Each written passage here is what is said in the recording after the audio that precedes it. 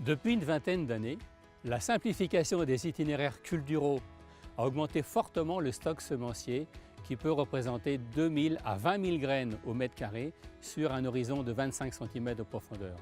Ce stock semencier a fortement augmenté notamment en vulpin et en raies gras. Aujourd'hui, par exemple, il est fréquent de voir des cultures de betteraves ou de colza présentant des populations de 100 à 150 vulpins ou raies gras au mètre carré. Afin d'optimiser les applications de clétodyme et d'obtenir des hauts niveaux d'efficacité, il est indispensable de respecter les bonnes pratiques suivantes. Premièrement, la clétodyme doit être appliquée à pleine dose, par temps poussant, avec une température comprise entre 8 et 25 degrés centigrades et surtout par une très bonne hygrométrie de l'air supérieure à 70%.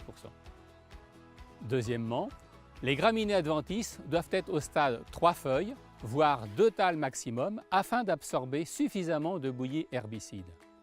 Troisièmement, nos formulations non prêtes à l'emploi doivent être utilisées systématiquement avec une huile végétale testée par notre service technique et recommandée sur notre liste positive. Quatrièmement, sur les très fortes infestations de graminées, supérieures à 150 voire 200 plantes au mètre carré, nous conseillons de rajouter un adjuvant permettant d'améliorer la pénétration de la bouillie herbicide afin de gagner entre 4 et 10 points d'efficacité finale. Cinquièmement, dans les parcelles où une application d'antigraminées foliaires ne permet plus de contrôler toutes les graminées, nous recommandons l'usage de la clétodyme en programme avec un autre herbicide antigraminé n'ayant pas le même mode d'action.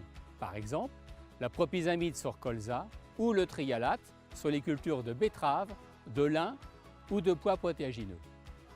Arista investit plusieurs millions d'euros dans le développement de la molécule à travers plus de 150 essais en Europe afin d'améliorer la connaissance du produit dans différents contextes pédoclimatiques sur de multiples cultures. Nous investissons également sur la connaissance des graminées. En France, il existe une dizaine de raies gras appartenant à la famille des ivraies, l'Olium en latin. 5 d'entre elles peuvent être identifiées. 3 espèces, dites allogames, ont une fécondation croisée et peuvent générer des individus intermédiaires ou variants qui présentent parfois un feuillage et des épis différents, voire ramifiés. Ces 3 espèces fréquentes dans les cultures sont l'Olium multiflorum, le rai gras italien, l'Olium pérenné, le rai gras anglais et l'Olium rigidum, l'ivraie raide. Les 2 autres espèces de raies gras moins fréquentes et dites autogames ne peuvent se croiser, mais sont toxiques. Il s'agit de l'ivraie du lin et de l'ivraie enivrante. L'épiaison des raies gras peut être échelonnée ou synchrone sur une même touffe, selon les espèces.